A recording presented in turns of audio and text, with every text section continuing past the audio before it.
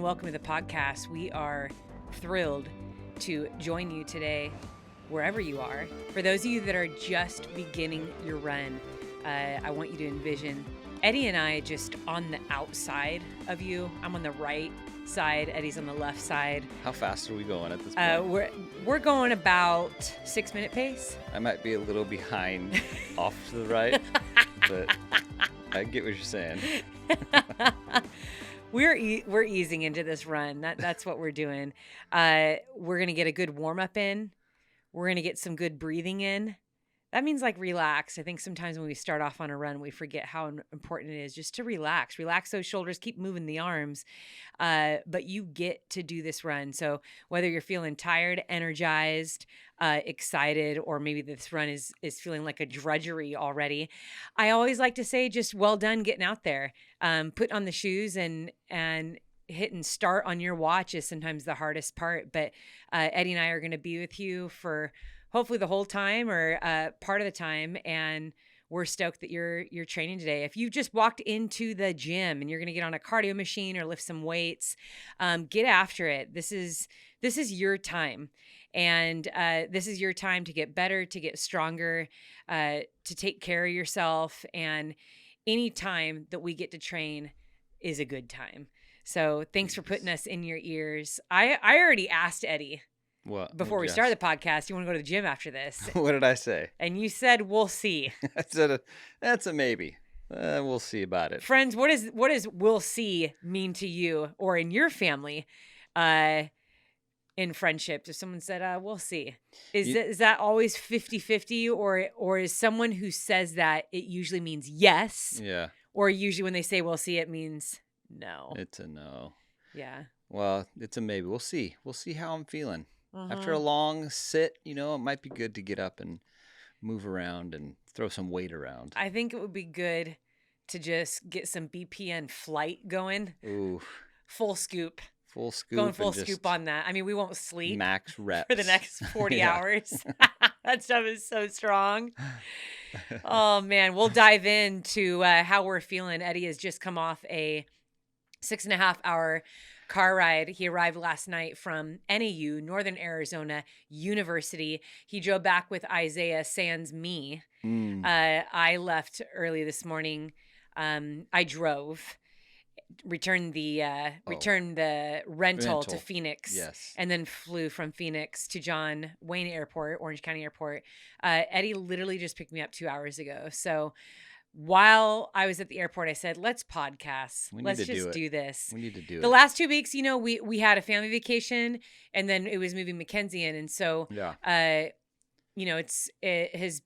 we've been a little bit behind by a couple days with the last couple podcasts, but, with those 2 big trips behind us, we are rolling into full cadence. So, a consistent cadence after this. So thank you for bearing with us. I know some of you guys missed us on your long run last week, but hey, you got a good one. You got a good episode right now. Mm-hmm. This is going to be a nice, real, raw episode. One of the things that I did do was I asked the audience in an Instagram story just now if they had any questions for us. And Eddie, what we noticed about those questions is that they were from A to Z. Yeah, they really were. I think they covered about 28 different topics. Mm-hmm. And one of the things that I told Eddie after I read all those questions, I said, I'm so grateful that people know they can talk to us about so much more than just nutrition training and strength training. Yeah.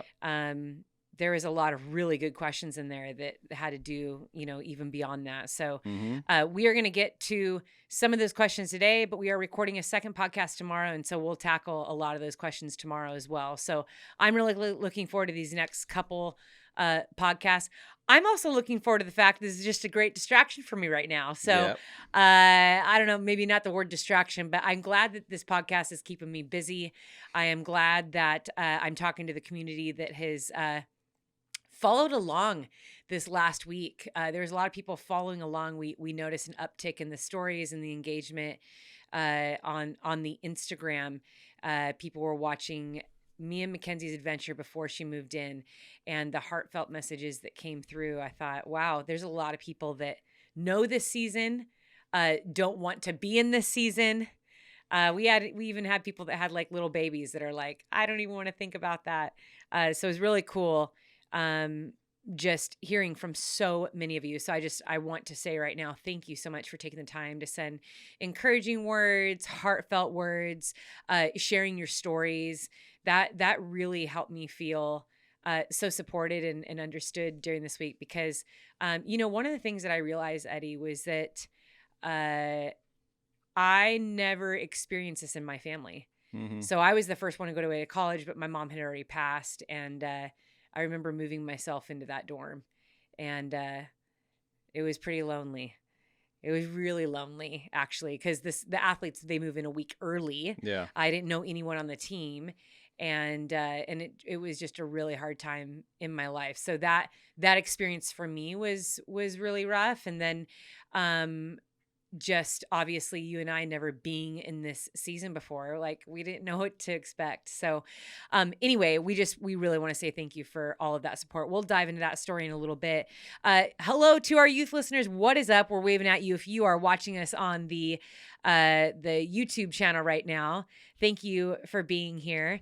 As you can see, we have some Flagstaff souvenirs we brought back. Ed, do you want to kind of go over what these are? You know what? We do. We got some what is this? Nice. Is this leather? Yeah, it's real leather. Yes. Sweet leather goods. Yeah, it's a coffee kind of, what are these called again? It's a coaster. Coaster. Yeah. Yeah. Coffee good? coaster. Oh man. It says Flagstaff right here. Check that out. It's pretty sweet. And then what else we got? Ooh, yeah, we got a Yeah. little Flagstaff These are gifts I grabbed Eddie after Arizona he texted hat. me from the Look at that. I'll have to wear that Eddie one next texted time. me from the gas station. He was not even an hour into his drive Yeah. after that's right. leaving. You were shopping. Yeah. And then we got a late for the train Flagstaff mug. This is a coffee shop in Flagstaff, and there's some cool significance behind late for the train. Tell us the two experiences you've The had. one experience is this coffee shop literally faces Cocodona's finish line. So when you ran Cocodona last year, I sat there and literally watched the finish line from this coffee shop. So a cool little coffee shop there right down in downtown Flagstaff. And then when Mackenzie went out to her her recruit trip, right? Her recruitment trip. Well, it was an unofficial Unofficial, visit. that's right. We drove by and met up with the assistant coach. We were staying in July. Sedona, and the assistant coach knew that we were there, and she was like, "Please come up. out, yeah. I really want to meet That's you." right.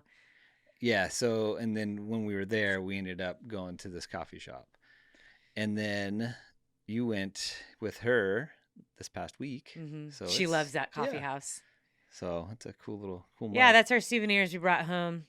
I'm sure we'll be bringing back a lot more. Let's go ahead and give attention to your shirt there. Yeah, check that out. The NAU dad. I am officially an NAU dad here, so I'm repping the shirt proudly. Do you feel nerdy when you wear something that says dad? A little bit I do, it? but like I've always looked at these shirts and thought they were a bit nerdy, but once like Mackenzie went to school, I'm like, you know what? I'm a proud dad right now, and I'm going to let people know. So that's, I threw it on, Yeah. So how does it look? Do you think it needs to say dad or? Yeah, it definitely does. It definitely does, because if not, I'd probably be mistaken as a student. Right. I look so young. Right. The beard gave it away too. I was like 18, maybe 19. The gray and the beard give it away. Yeah, so I got my NAU shirt on and repping it. Yeah. Well, you're looking good. I believe I'm the one who bought you that shirt for Christmas. Yeah, you did. And this is the first time I've seen you wear it. So I didn't want to like jump the gun with it. Right. As soon as I knew, hey, we're dropping her off. Yeah. It's time to wear it. Yeah. It's not an emotional wear. Nope. I actually just found it, so that's why I put it on.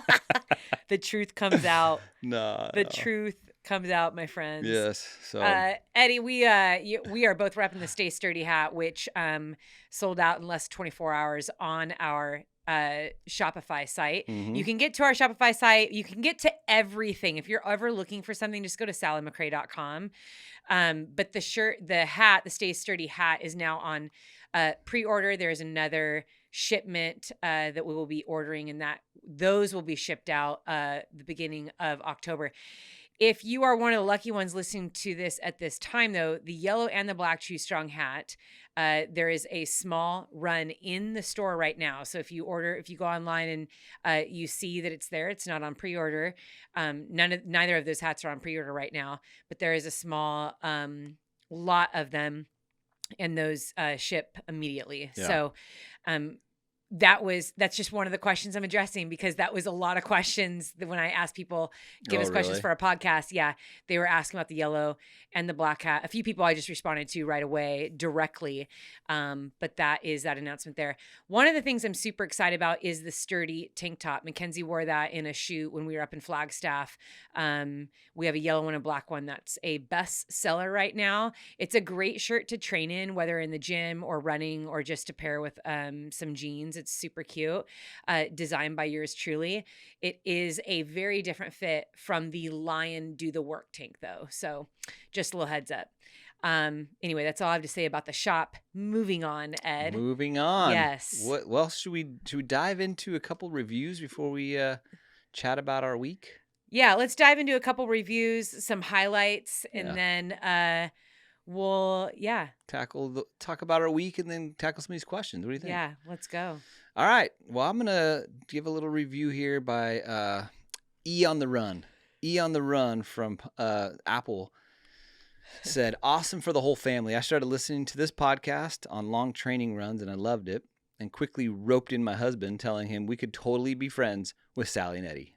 And then I found many of the episodes so inspiring that I shared them with my 2 young sons, and now we all enjoy listening and laughing and being inspired together." I love that. So E on the Run, you would totally be our friend. Absolutely. I mean, E on the Run. Right? That sounds like name something alone, that you would use as a profound name. I like that name, E on the Run. Yeah, it's a little bit stronger than Mo Bampin, because I don't know a single person in the universe who understands what Mo Bampin is. I don't even. But what about E on the Jog? E on the Jog? E on the Walk? E. You know?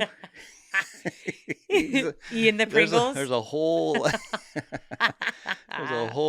lot of variations to that one, but I love it. Thanks. E on the Run, we appreciate you saying that, and we thank you for listening with your whole family. It's kind of cool.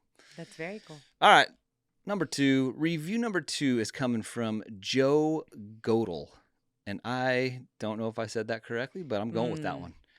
Joe Godel. Starting the day with positivity. He says on Apple Podcast, he says, "Absolutely love this show. I'm a professional gravel cyclist / YouTube creator, and my wife works 60 hours plus a week in retail and is training for her first marathon. The path that we've chosen reaching for our dreams can be extremely overwhelming. And I found this show last winter, and I've been working my way through all of the episodes, and it's so helpful in keeping a positive mindset. My wife and I can relate to so many of the challenges that you've talked about on the show. I love listening to this in the morning while doing dishes and cooking breakfast and while I'm doing my gym workouts. Thank you. P.S. My wife and I love the mango flavor BPN Go Gels." Awesome. Oh, I love that. Thank you so much, Joe. Appreciate hearing from you, and keep training hard, my friend. I know that the life of a pro athlete is not always easy. It can be exhausting. It can lead to days where you don't feel super motivated, but man, you are living the dream. So keep it up. Yeah, well done. Professional gravel cyclist, and let's give him a little shout because he listens while he's doing the dishes and cooking breakfast. He does it all. I love Joe does it all. Another friend for you. Yeah. Joe, man. And then he's supporting his wife as she's working 60 plus hours and training for her first marathon. So busy over there, but thanks for listening to us, Joe. And then I got a couple of highlights, Sal. All right. I like to point out, a few people in the community that are doing some cool things, some strong minds out there, strong bodies, strong love. So the first one I got is from Christy. She posted in the Facebook group, And Christy says, I was feeling a little floundery after finishing my big scary race in May, so I decided to start Sally's 6-week run and strength program on the app.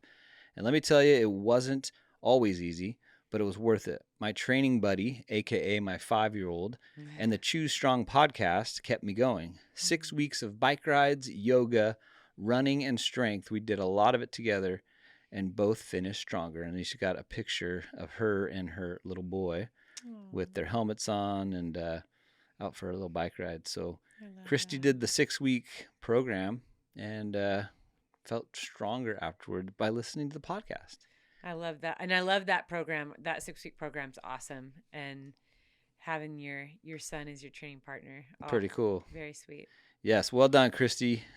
All right. The second one is an email from Kiana.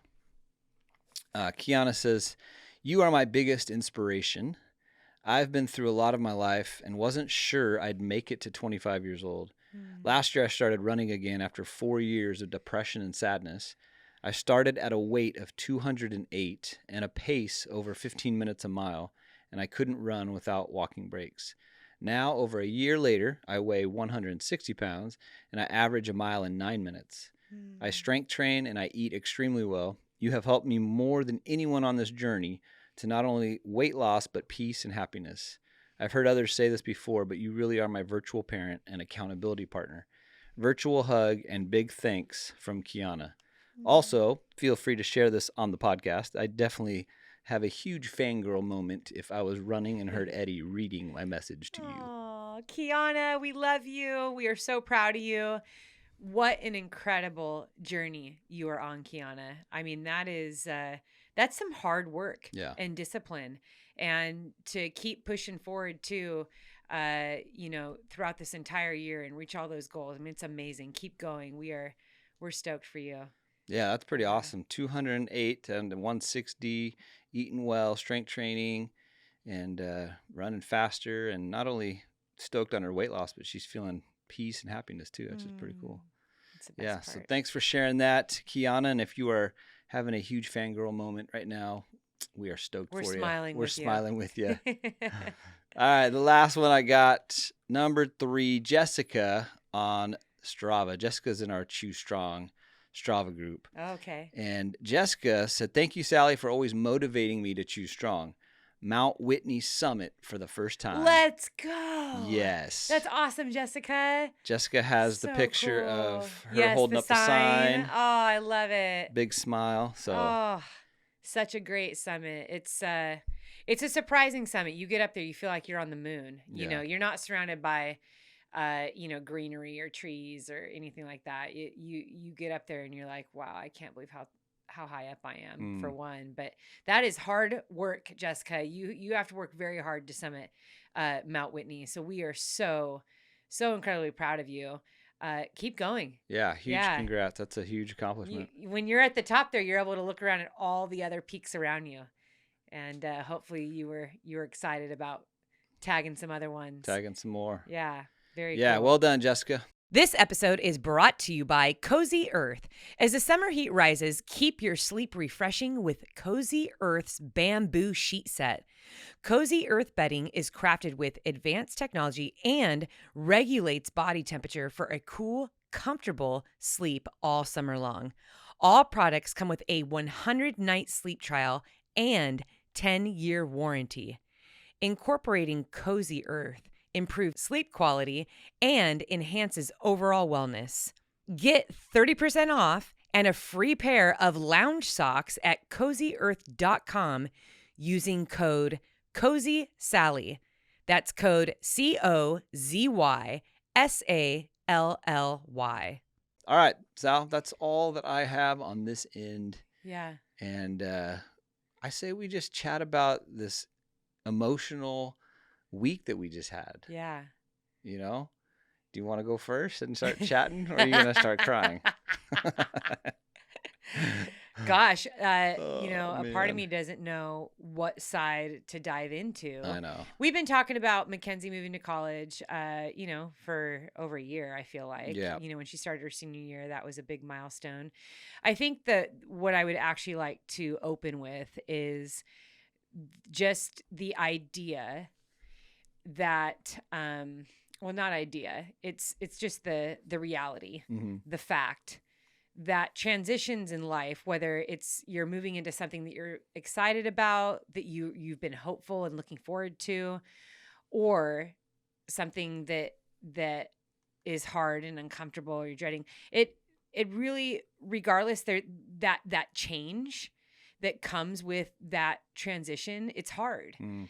And I think that, every transition, of course, has different obstacles and challenges, but there's something about this one that seemed a little bit more severe Yeah. than the other ones that we've experienced in life. And I think that's one of the things that you and I have continued to talk about is Mm-hmm.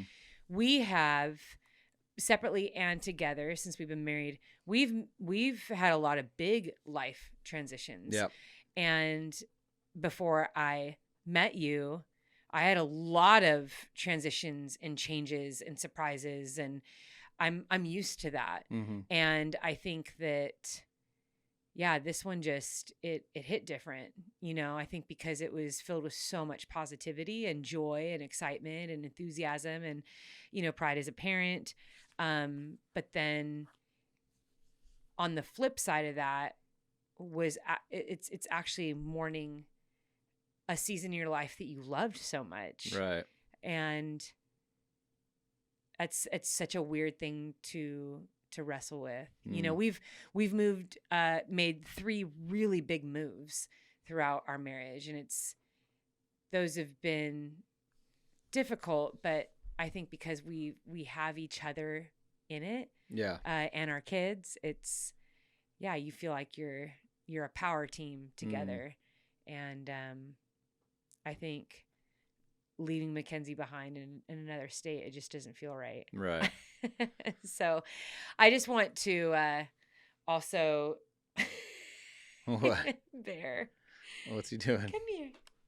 For everyone watching on YouTube right now, Bear doesn't always bark. He does this thing with his hands over and over, and that's what he was doing down on the ground, was doing his hands. He wants some attention. He's missed us. We haven't seen him for like a week.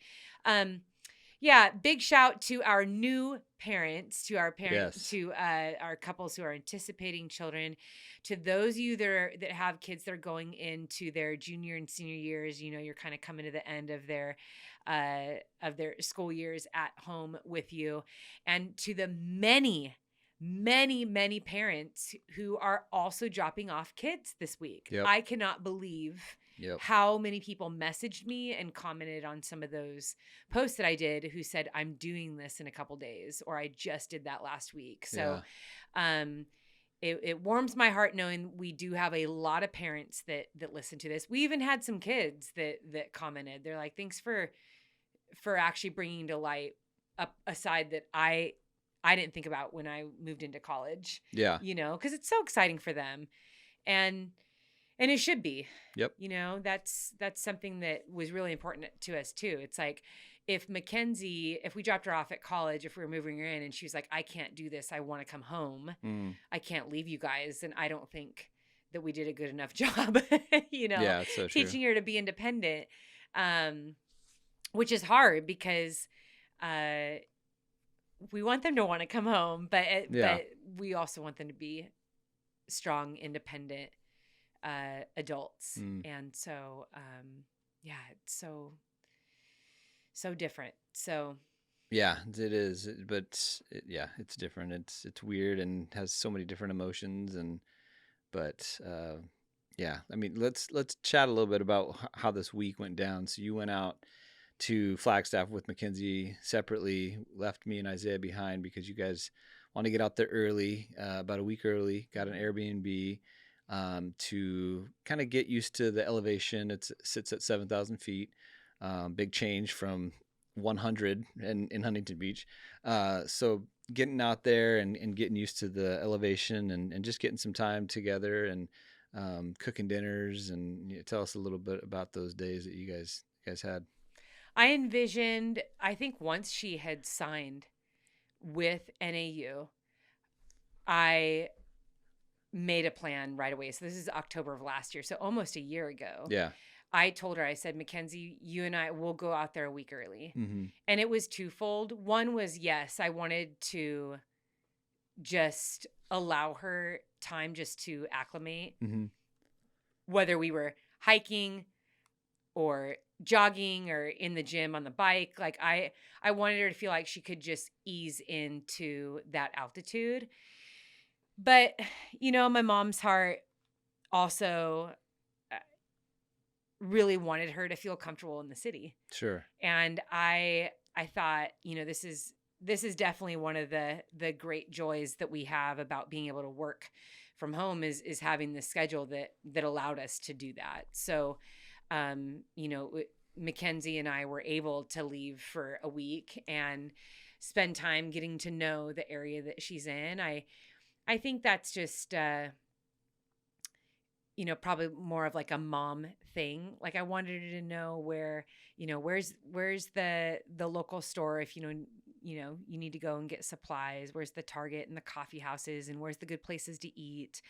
Um we talked to a lot of people in the area, so I wanted Mackenzie to just be familiar with faces of some of her favorite places too. So whether it was a cashier or a server or we would have conversations. And we ran into friends too along the way. We saw Jeff Browning right before it was like 2 days before he left to go get the Arizona Trail FKT. He's Mm-hmm. currently doing that right now, but ran into him and his wife at Single Speed Coffee House, which is my favorite coffee house in Flag. Their coffee's so good. Had a chat with him, and yeah, I think little interactions like that, it just like gave me a little bit of peace Mm-hmm. knowing that I wasn't just driving up there and dropping her off. And which there I guess there's pros and cons to both, right? Like Yeah. sometimes I've been in so many situations where it's like, okay, go figure it out. Sure. Like you're gonna learn as you go, along with everyone else. But I think it was just wanting her to feel like she had some roots Yeah. that were already going down initially, and that she felt planted there and that she felt confident. The other side of it was there is something so sweet, and I think it's just like the gift side of it. There's just something so sweet about creating memories in a new place. Mm. And that was my hope, was I'm going to go and I'm going to create little memories like all over Flagstaff with Mackenzie that she's Mm. going to remember. And that was a real gift. And so we came up with like a schedule. Every day we would train in the morning, and then in the evening we always went on a hike. She and I love watching the sunset. So in the evenings we always watched the sunset, and then we would go and make dinner back at the house together. And yeah, we got into this routine that was just so sweet. It was so precious. And we went and saw where her dorm room was. We went and checked out the communications building because she's leaning into communication studies right now as her major. I encouraged her. I'm like, hey, if you have to change it again, you're 18. Don't feel like you need to figure out what your major is Yeah. right now. Um, but yeah, we saw the bookstore and just where everything is on campus, and what her first few days are going to be like. We went to many different trailheads. We had some training together. We took lots of pictures and video. I tried to chronicle as much of it as possible.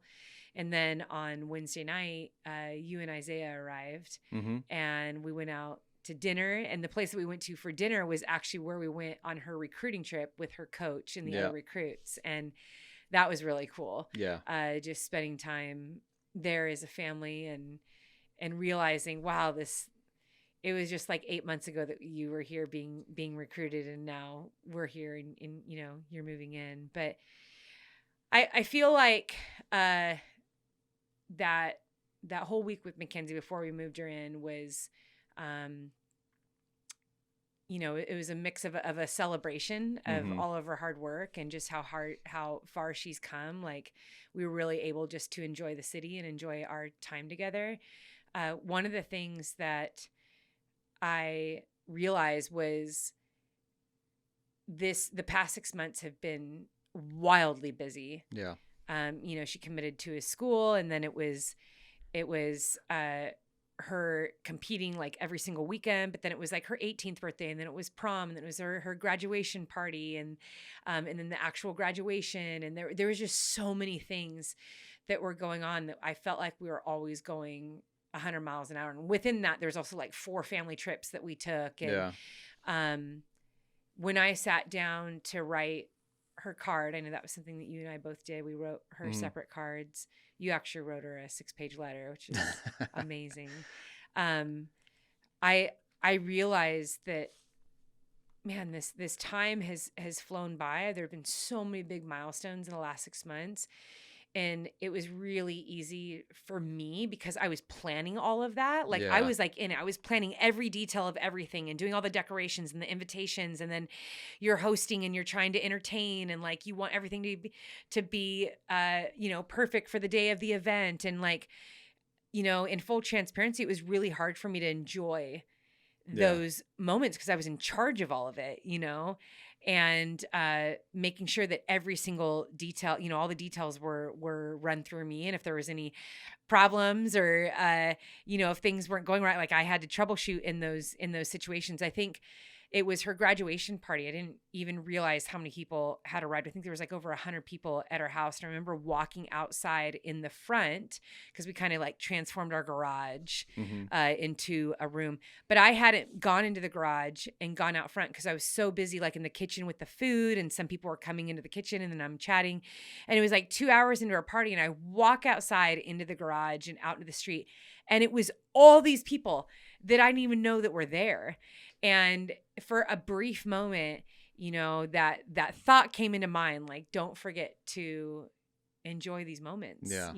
and I think it's pretty similar for a bride and groom, Mhm. right? Like you're so caught up in like, okay, at the reception, I have to go to every single table and greet every single person, and every single person wants a picture with me, and you got to go around and say thank you. I mean, for a bride and groom, they're pretty exhausted. Yeah. They're actually pretty excited to be done with the wedding weekend and actually relax. And but it's easy to feel like it just goes by in a blink. And I Yep. think that the last 6 months have been a really exhausting season just for me as a mom, trying to juggle training for Western States, as an athlete, but a lot of new emotionally, like, just almost sometimes overwhelming feelings that I haven't had, because everything was always like, this is the last time, Yeah. this is the last one, this is Mhm. the last thing.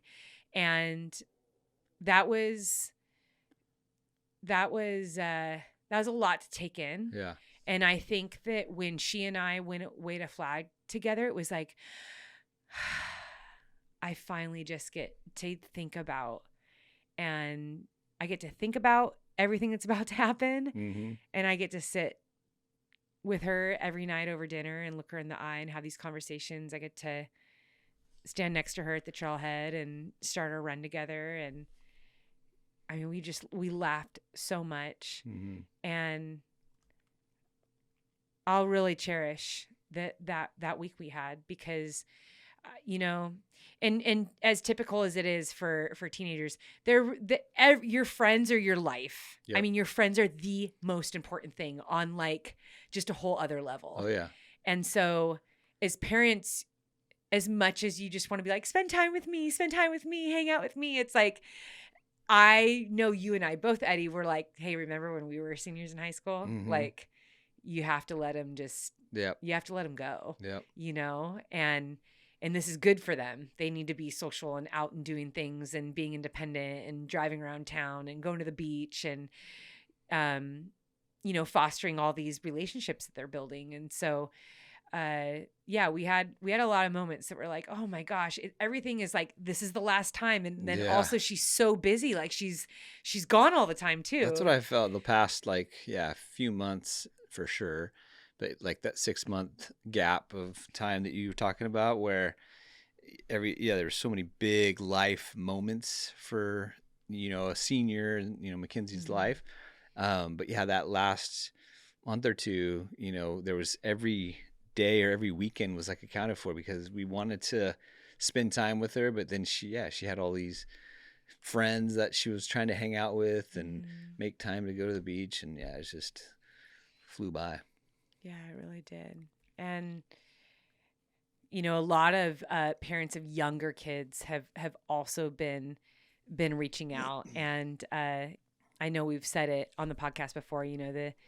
The days are long, but the years are short. And I remember when our kids were 2 and 4, Yeah. and 4 and 6, and 6 and 8, and it's tiring. Yeah. They need constant guidance. They need constant, you need to be looking out for them constantly. And, you're a part of pretty much every moment of their day, and everything that's going on in their life, and their teachers and who their best friends are, and the parents of their best friends. And you're on the sidelines at all of their sports games and every event. And it's just, when it comes to vacations or things you do on the weekends, they're right there with you. I mean, that's just Yeah. like how it goes. And then you move into this season where time starts to get a little bit more complicated, and things get busier, and you get pulled in two different directions. And it's okay, Dad, you're going to do drop off here with one kid. I'm going to do drop off here with another kid. And like, maybe we'll meet together for dinner, or maybe like you two go grab dinner and we'll grab dinner. And it's just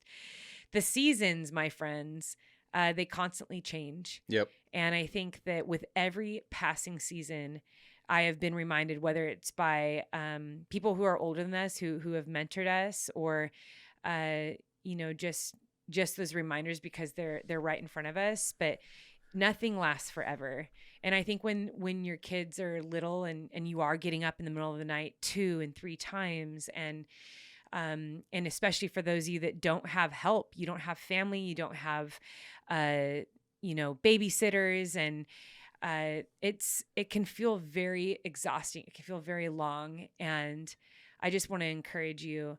There is a time and a purpose for every season, and Yep. they all build upon each other, and they all actually don't last very long. Yeah. And I'd say that the high school years go by the fastest. You and I were driving home from the airport today, and my big mama heart was like feeling all like emotional for Isaiah. Yeah. Because him and Isaiah and Mackenzie are really good friends. Mm-hmm. And I think that everything, so much of our focus has been on, Mackenzie choosing a college, and then her final competition days in high school, and like all these big milestones. And, Isaiah is going to be a junior in high school. And we're like, how in the world did that happen? I know. And so I think the high school years have seemed to fly by. And, every season has been so meaningful and so precious, but I've loved every season too. I don't think that, knowing that every season you build, I have learned to love every season that I'm in. And I think it's just the older we get as parents, you realize how quickly the seasons go. Mm-hmm. A friend of mine texted me and said, "Hey, how you doing?" A couple days ago, knowing that I was moving Mackenzie in. How you doing with that? And he's like, man, I can't imagine. He's like, I see my daughter right now through the crib, standing up, like letting me know, like, hey, Dad, it's breakfast time. And he's like, but I know it's gonna go quick, and I still remember stuff like that, right? So it goes so quick. And it's like one of those things where people would always say stuff like that to us, right? When we were in those seasons when they were young, and you don't really understand that until you're at the end of that, and then you're like, yeah, that actually, looking back, it did go quick. Yeah. And kind of to your point where where it's busy and you're tired when they're young, and you're in the thick of it, right? But it's still, looking back at those moments, it's in a blink, man. It goes quick. This episode is brought to you by Janji. Janji makes running apparel for everyday exploration with designs, materials, and features meant to help runners go farther. Each Janji collection is informed by a different part of the world, where they collaborate with local artists on unique designs, and they partner with clean water nonprofits. This is their way of celebrating exploration and supporting the people and the places that inspire them. Also, 2% of all the sales are donated to clean water programs around the world, and as of now, they've donated almost $1 million to clean water solutions around the globe. And I've been wearing the 5-inch AFO Middle Short Ultra, extremely comfortable, and it has a recycled polyester. It's fast drying, smooth with a soft elastic waistband, and they have 6 pockets and a high vis reflective detailing. Janji is available at REI stores as well as janji.com. And if you use code CHOOSESTRONG, you will get 10% off of your order. That's JANJI.com, code CHOOSESTRONG. This episode is brought to you by Lumen. Lumen is the world's first handheld metabolic coach. Your metabolism is your body's engine. It's how your body turns the food you eat into fuel that keeps you going. Because your metabolism is at the center of everything your body does, optimal metabolic health translates to a bunch of benefits, including easier weight management, improved energy levels, better fitness results, better sleep. Lumen gives you recommendations to improve your metabolic health with each breath. Lumen's recommendations are designed to improve your pre and post-workout fueling for better performance and recovery. So if you want to take the next step in improving your health, go to lumen.me/Sally to get 15% off your Lumen. That is LUMEN.me/SALLY for 15% off your purchase. I want to pause this story. I know we have people running and we have people driving and training, and there's a really beautiful parallel in all of this, because this goes for every season of our life. You and I, Eddie, as we have been gearing up Mackenzie to go to college, we went to college together.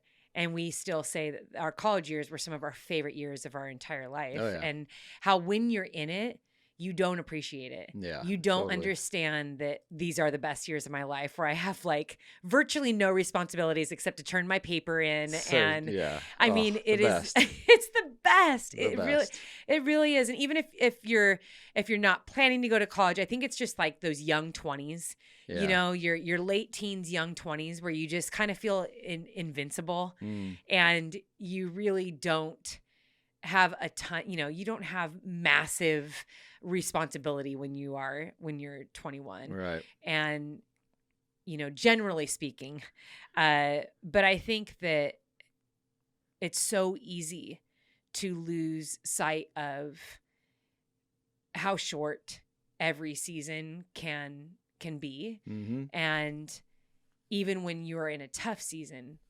you have to remember that it's the same. Yeah. The tough seasons, they do end. And so I thought I'd just take a minute there to encourage you, if you are in a tough season right now, and that could be, a relationship that has just ended. It could be a big move that maybe you didn't want to do, a new job.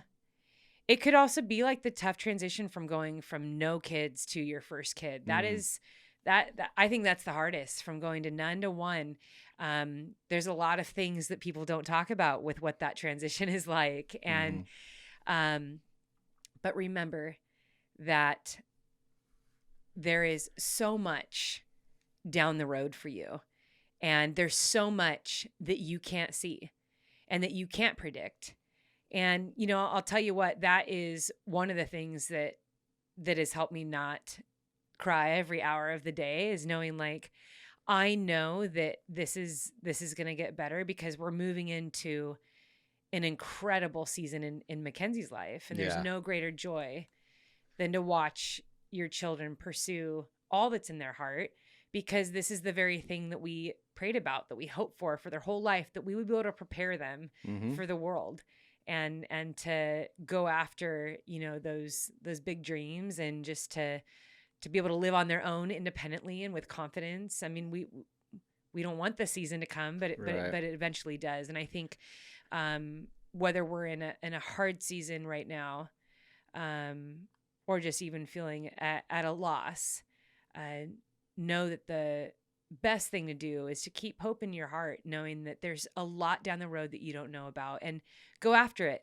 Yeah. You know, that the only way that you can find out what's down the road is you have to keep moving forward, and you have to get out of bed every single day, and you have to look for it.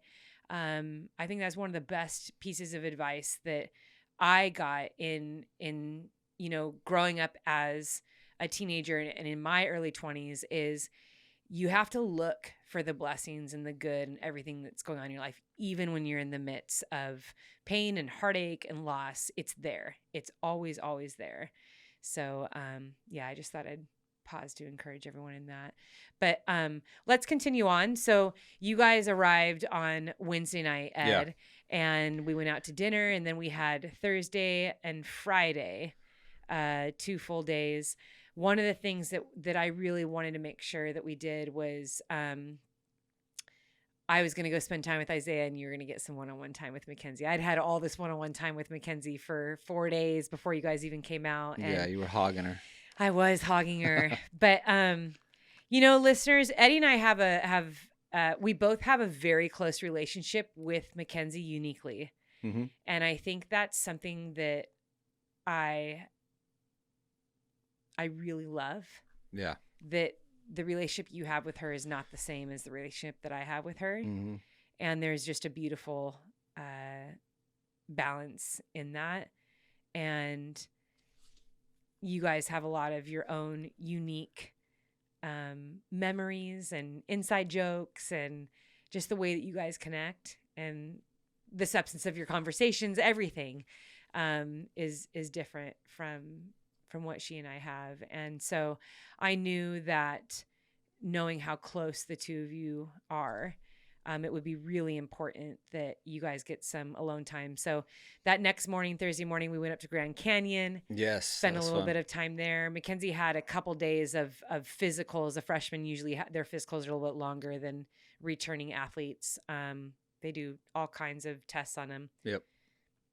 And so we had to be back for her to do a physical, and I think we had like a few hours before that. So you and her went out to lunch. What'd you guys do? Yeah, we didn't. Yeah, it wasn't a lot of time, but we just we went out to lunch, had some pokey.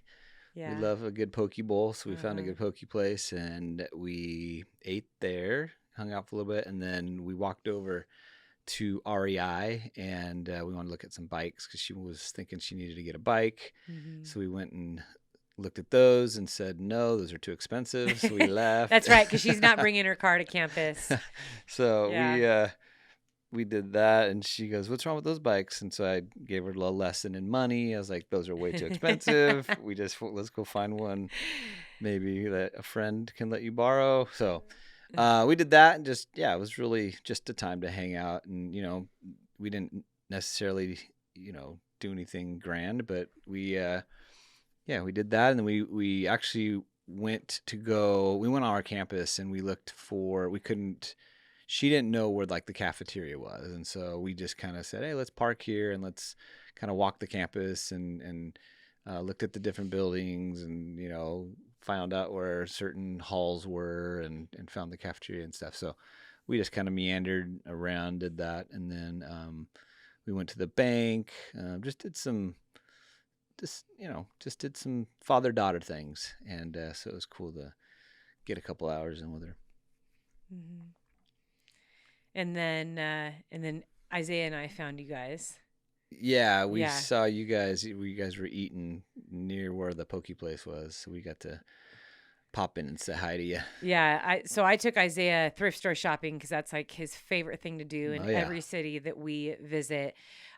He absolutely loves to go thrift store shopping, and Eddie actually tasked Isaiah with finding him a shirt. Yes. What was it that you told him? I don't know. I just gave him something to, hey, find me a shirt that you'd want me to wear, and I don't know. I just gave him something to do. And he bought me a pretty cool NAU shirt. Pretty stoked on that for like $3. Yeah, I found one too. I immediately turned it into a crop top. You guys know me.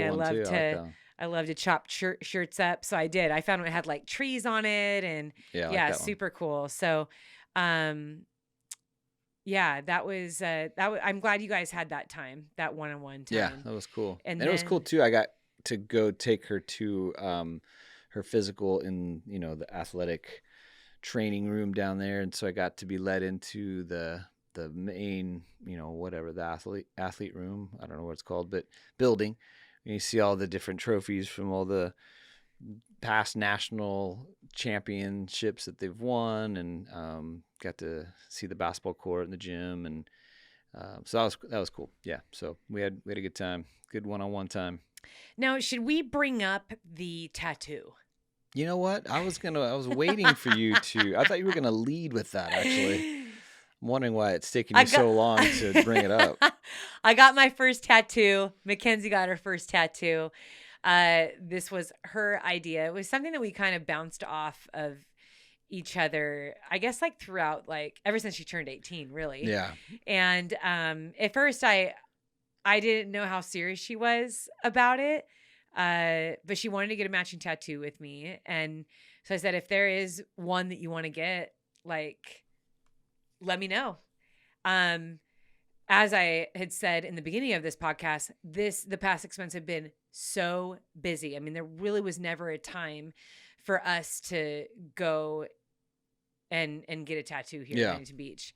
But we had time when we were in Flag, and I thought, well, this is a really simple design. So Mackenzie picked it out. It's a mountain range. It isn't a specific mountain range, but she wanted to get it on our side, on the left side beneath the heart. Mm-hmm. But we have it on our rib cage, and matching. And it's a line tattoo. There's not like a bunch of we'll go ahead and put if you're watching this on YouTube, you can see a picture of it. You can also see it. We did a reel about it on my Instagram, so you can see it there too. But anyway, yeah, it was a little nerve-wracking for both of us because we both don't like needles and we both did not know how it was going to feel. But we did agree on this. We agreed that we have seen so many people with tattoos, people from every age and walk of life. And we're like, if they can all get a tattoo, ones that are like huge with lots of shading and different colors, like Oh, you're talking about like the pain tolerance the kind of. pain Yeah. tolerance. Yeah.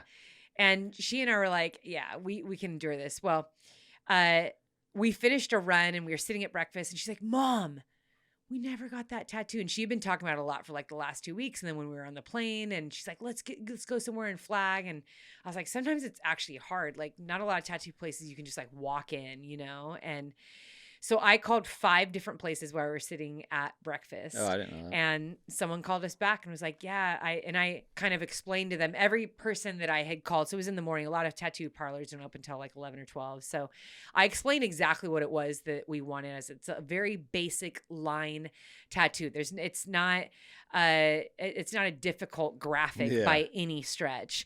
And we have a picture of it. We can show it to you. We're flexible for today. Like that was literally our only day that we could do it. And yeah, we got a call back. It was Flagstaff Tattoos down there in the downtown area. And I think that was like an hour and a half after I had called. And Mackenzie started getting like really nervous. She's like, Mom, I'm just so nervous. I was like, yeah, I'm a little nervous too. Like we're both going to do this together. So we walk in, we sign the papers. And it's pretty cool what they do. They took the picture that Mackenzie had, Mm-hmm. and they then turned that into a very light temporary tattoo. It was so light that you could take it off with alcohol right after they applied it. And so what they did was they printed that up, and it was like in a couple different sizes. They're like, let us know what size you want, show us where you want it placed. And it was really cool because there was 2 artists there. And so they actually did us at the same time. Nice. And Mackenzie actually went first because I told her, I was like, you know what, I'll go first. You can watch me. Like, I'm going to be fine. And hopefully that'll help settle you. Well, the guy that I had kept on putting the tattoo like in the wrong spot. Mm. And, normally I do tend to be when it comes to just stuff in general, I can be like, that's not a big deal. Like Yeah. I can deal with something like that. But this, I was like, this is permanent. Yeah. So I'm very fine with telling you that you keep putting it in the wrong spot. I had to have him do the temporary tattoo 3 times. The first time it was way too low. And so he put the second one on. The second one was the mountain range was like tilted just a little bit too much to the right. So it almost looked like it was like a downslope of Yeah. the range. I was like, what in the world? So I said, I'm sorry. Like, can we straighten this out a little bit? And so after the second time, I could tell he was like, all right. And he looks at the girl at the front desk. He's like, can you make me another temporary tattoo? Like, kind of annoyed. And I was like, I did not care. I didn't flinch at that for a second. I'm like, Yeah. if you're going to permanently put ink That's on right. me, I'm saying getting it something, perfect. bro. Yeah. Like, yeah. All the while, Mackenzie has started, and she calls out to me. She's like, Mom, she's like, I barely even feel it. And I was like, seriously? So I walk over there, and I actually love that we weren't on the table at the same time. I love that he had actually not put it on correctly, because we would have gotten them done at the exact same time. Because I was able to go over there and film it and Yeah, take some that's right. pictures, and it was really sweet. And she was just so calm and relaxed. And she's like, seriously, Mom, it doesn't hurt at all. And you know what, Eddie? She was right. Yeah. And she and I both, I keep going back and forth. I know Mackenzie has an incredibly high pain tolerance. I know mine's a little high. And I was like, all right, is this like because we have a high pain tolerance and we're expecting it to be painful that we're not feeling it? I mean, when I say it wasn't painful, I'm talking on a scale of 1 to 5. It was a 1. It was maybe a 0.5. Wow. I would just think if someone is going to do something like that on your skin, that you would at least feel, I would just feel a lot different. So, Well, even right there where your ribs are too. yeah, that's what I heard. But then I thought, it is a very basic line tattoo. I wonder if there was some shading, there's different colors, if it was a big graphic. Yep. I bet it would have been uncomfortable. Yeah. But anyway, we ended up finishing around the same time, and they grabbed a picture of us. Little do you know, it's like already washed off. You're like, wait, it wasn't even real. Right? I'm not kidding. So they put this clear bandage over it to keep it, it has to stay sterile. Yeah. And they want you to keep that on for 2 days. And Mackenzie and I kept on like lifting up our shirts and showing each other. It was so funny. As soon as we both finished, I told her, I was like, I kind of like yours better. She's like, I like yours better. I'm like, okay, I kind of like that we both like each other's tattoo. But we looked at it. She's like, Mom, it looks fake. I'm like, right? It totally looks fake. It looks like someone just took like a Bic pen and just drew on our rib cage. Well, Isaiah was convinced when you finally told us that you guys got tattoos and sent the picture. And Isaiah said, is that real? And then Mackenzie texted back and said, no, it's fake. And then as a joke, a joke, sarcastic. And he literally thought it was like, even when he saw it, he was like, oh yeah, but didn't even think it was real until she literally said, it's real, dude. He's like, what? I didn't know that. And then I was like, don't you follow me on Instagram? Oh my gosh. Right? Did you see the reel? Jeez. He's like, no, I didn't watch the whole thing. I'm like, it's a 10-second reel. It's 10 seconds. What do you mean you didn't watch the whole thing? Like, not only that, like, you can definitely tell we're in a tattoo parlor. No one goes to that much trouble to put like a fake tattoo on you. Yeah, me and Mackenzie got a kick out of that. But it was really special. I love it. I especially love that she wanted to do it. Yeah. She's the one that said, let's do this. She's the one that picked it out and picked the placement of it and was just so proud to have a matching tattoo with me. So yeah, that is cool. Listeners, Eddie did not know that we were doing that. I had we were no already clue. tatted up. And we sent the picture. He's like, wow, my wife and my daughter have ink on them. Okay. I'm waiting for the text now from Mackenzie saying, Dad, let's get a matching tattoo. And what would you get if you could? What would the tattoo be? Well, if I had to get one matching with her? I would say a kudo. It's a straw kudo, hands down. Both of you and your That would be pretty Strava funny. banter is hilarious. Yeah, that'd I be hope funny. that you get a kudo tattoo at some point, or like make a kudo shirt or something, because Yeah, I don't know if the tattoo would ever happen, but will a you shirt would be really, funny. would you never get a tattoo? I know Uh, we've talked about tattoos a before, kudo but tattoo? No, I'm not getting a kudo tattoo. you don't want to get beat up in the parking lot. Yeah. Who's the nerd over there? No, I don't know. I mean, I'm not. I've never had a tattoo. You know, I'm Right. older now, but not ever. I'm not opposed. I think they're Hey, super cool, but I definitely would not get a kudo tattoo if that's what hey, you're you asking. don't have anyone to impress. No, I I'll know that. forever be impressed by you. I'm not trying You to know, impress anybody. you look good to me no matter what. So you know what? Just go for Just it. go for it. Life's, I mean, Just YOLO, get one. Ed. Just YOLO. get one. Get a face tat that says mini kudo. Face tat. Where would you get one if you could choose one? You I don't don't tell me know. what you would get, but is there like an ideal place for a first tat? Should it be in a place that no one sees? Yeah, you know, Until you take off your shirt down by the beach as you're running and you're like, wow, that guy's got a tat. yeah, you know, I'm not gonna lie, I've never thought about this, so I don't know. Really? Yeah, How about you and I get matching tats? real. I've what? Um, What would it be if we did? if we got matching tats, it would be like something that would like match. Like Like, maybe what do you mean? like when we both hold hands, the tattoos like connect. Oh yeah, Yeah. like those Like you broken heart ones, like necklaces or whatever. That would be so cheesy. That would be cheesy. I'd rather get a kudo. We'll need to think about that. Oh, We'll need to okay. think about the tat. I mean, there has to be just a little bit of you that's kind of sad that your daughter got a tattoo before you. I mean, No, I'm not sad about that. I'm sad that she didn't ask me to get a matching one. right. Yeah. So, yeah. So, anyways, tattoos, very, very. No, you know, at the end of the day, I think it is really cool that you guys did that. Very special. Yeah.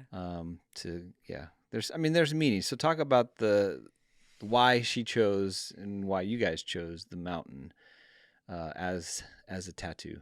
Yeah. So Mackenzie actually started her running journey on the trails, Mhm. and she was 5 years old. Isaiah was 3. And, you know, this was a way, both Isaiah and Mackenzie, Eddie, we can agree, very high energy kids. Mhm. Like, we could take them to the pool for 3 hours, the park for an hour, a family walk, and they would still be like bouncing off the walls. Like, Yeah. so for me, especially when the kids were little, taking them out on the trails was literally the perfect activity for them, Mhm. because we would run up hills and we played tag and we looked for animals and frogs, and I would pack my pack with snacks. We would go out onto the trails for like 2 and 3 hours Yeah. sometimes. Like, it was literally my favorite pastime. And a lot of our pictures, whether it's school pictures or just like family-ish pictures, are on the trails. As Mackenzie got older, as the kids got older, Isaiah really drifted more towards ball sports. Like, that was his Yeah. passion. And Mackenzie genuinely loved running on the trails. Mhm.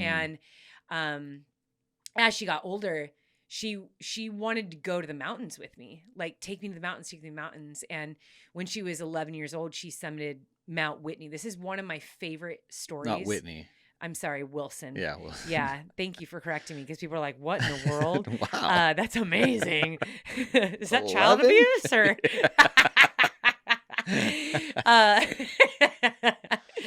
No, Mount Wilson is it's right on the outskirts of Pasadena. Yeah.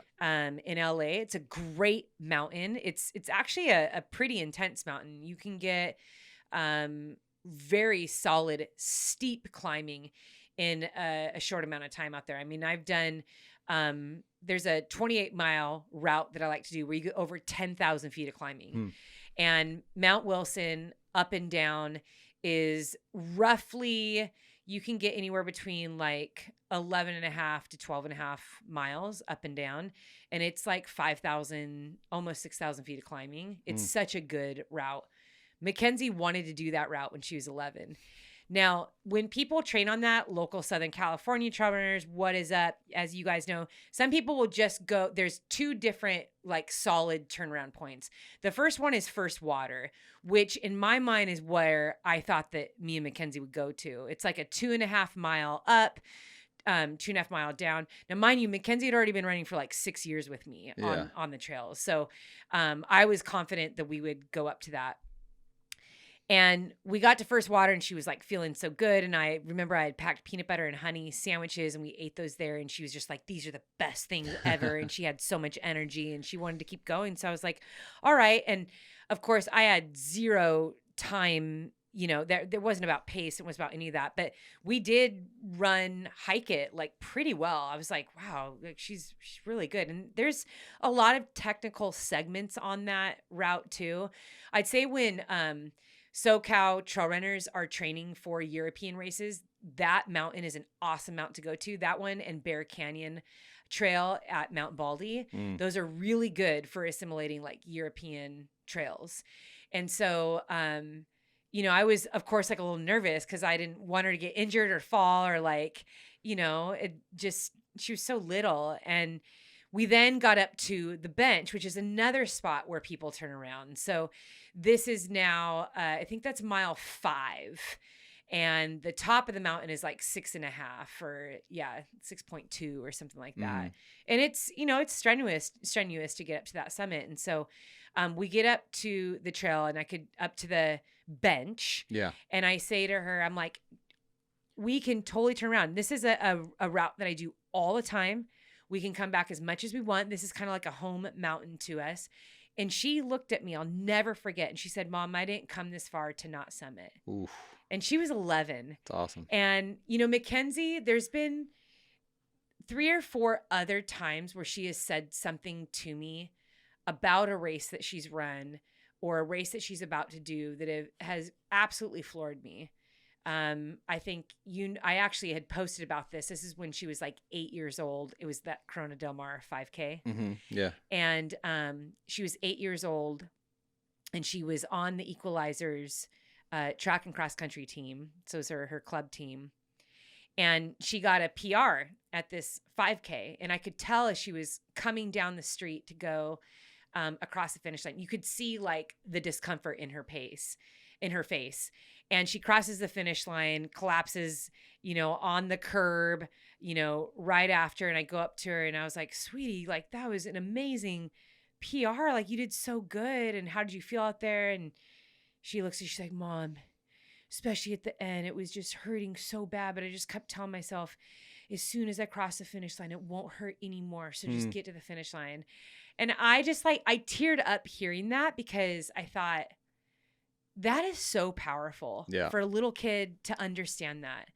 It's what I'm feeling right now. I'm not going to be in this discomfort. I'm not going to be in this pain forever. And it's worth it because as soon as I finish, it's going to stop. And that was the post that I made when she was 8. I quoted her saying that. And so this is just the mindset of Mackenzie. Yeah. And so it didn't really surprise me when she said, Mom, I didn't come this far to not summit. And she's like, it's only another 1.5 miles. Like we're going to summit. And it was wild because when we then turned around and ran down the mountain, we were, we came off the mountain and we were in the street because the way that Mount Wilson ends, it drops you off into a neighborhood. You're at this little park, this little like neighborhood friendly, sweet little park, the little playground, and everyone just parks in the neighborhood. Mm-hmm. And so we get off the trail, we're dropped into this park, and she looks at her watch and she's like, we're like 0.3 away from 12 miles, Mom. Come on, let's keep running. And I was like, you just climbed a mountain. Like, you need to round it off to 12. And she was dead serious. So we ran around the neighborhood. This is 11-year-old Mackenzie. So I'll tell you what, the memories that I have with Mackenzie on the trail are so precious on so many levels. Moments like that where she has just inspired me and really blown me away with her resilience, her strength, that mental fortitude. this is a little piece in the card that I had written her. I had actually reminded her of this story because I got her this card when we were in Colorado this past summer. Mackenzie and I flew to Colorado. She trained with her now teammate, Kiki Vaughn. Mm-hmm. If you guys are familiar, listeners, with Sarah Vaughn, she's a professional road runner. She's actually racing a Chicago Marathon this year. And so I dropped off Mackenzie in Boulder, and she stayed with Kiki Vaughn, and they trained together for a week. And I went up to Hard Rock, Mm-hmm. and I just, while I was up at Hard Rock, I stopped at this little cute shop in Ouray, and I love bookstores, as you know, Ed. And I went to this really awesome bookstore, and they had all of these photo cards. And one of the cards was a beautiful, stunning, dramatic picture of this mountain called Mount Wilson. But it's a massive mountain in the Telluride area. So it wasn't the same Mount Wilson that we had climbed when she was 11. But I made that card, the card that I gave her when she went away to college, and I wrote about that story. And it was my lead way into that story, as I wrote it in the card, was don't ever forget who you are and how far you've come. And all these years that you have spent climbing mountains, remember that you're strong. And I brought up that story of how much she's inspired me, and just reminding her, I think sometimes when things are hard or we're in the middle of a tough season, it's very easy to forget who we are and the strength that's in us and how far we've come. And it's so refreshing when someone can look at us and say, this is who you are. You are strong. You are capable. Here are all the things that you've overcome. And just a reminder of the simple things, the simple characteristics. You are kind and loving, and you have the best laugh, and you give the best hugs. And don't forget about all those precious things that make you you. And so I brought up the story in the card, and I just said, that it will always be one of my favorite mountain stories with you. And that's why I chose this card. It's called Mount Wilson, but it's a bigger mountain. It's huge. It's beautiful. And this is the way that you've always done life. You didn't come this far just to turn around early. You came this far to get to the top. And Mackenzie did that in her own accord. I mean, that wasn't something that I pushed on her. I mean, as her mom, people have always asked, have you coach her? You're competitive. Is it hard to not push her hard? I will say that this is probably like the little golden nugget in the gift that I have found in losing my mom, is that has probably been why I'm not like that. Because I understand that the precious moments with Mackenzie and the memories that I make with her and seeing her for who she is are far more precious than her medals and her accomplishments and us hitting paces and miles. Like, I want her, for every year that she gets older, to look back and to be able to smile on all these sweet memories that we've had together. And I think, that really went into this tattoo. This went into why she chose Flagstaff. She has said so often in her life, like, some of my favorite memories in my life are in the mountains. And she and I have run so many mountain trails together. And we've had some of our best conversations out on the trails. And we've laughed, we've teared up, and I'll always be so grateful for that. But I don't remember a time that she and I set out in the mountains and we're like, dude, let's get to the top in 90 minutes. Let's see how hard we can push. It just has never been, that's never been the purpose when we've run together. We've never, because we in our own right are like that when we're training. When we show up, when Mackenzie shows up to train with her team, when she shows up to race, we can be very deeply competitive and hard on ourselves. And I think that's another thing that we share. Like, we always want to be better. We always want to be pushing. But I think being able to blend genuine enthusiasm and love for the mountains and the trails is so healthy. Because throughout her training years, I've always said to her, if you ever find that running stresses you out, that it makes you feel a heaviness, that it's something you don't want to do, you don't enjoy anymore. You make sure that you pay attention to that. And I think the mountains have always been a place that she knows that she can go, where she can just be herself and not worry about pace and intensity in workouts. It's been year after year after year where going into the mountains means so much more. And so, yeah, it's pretty cool. Like we got the tattoo like low. So like when we wear a sports bra and we're just wearing shorts and a sports bra, you can definitely see it. Yeah. And, yeah, we got it in the same spot, and it's, yeah, it has a lot of deep meaning to it. Yeah. That's pretty cool. Yeah. Pretty cool memory that you'll have forever on your body.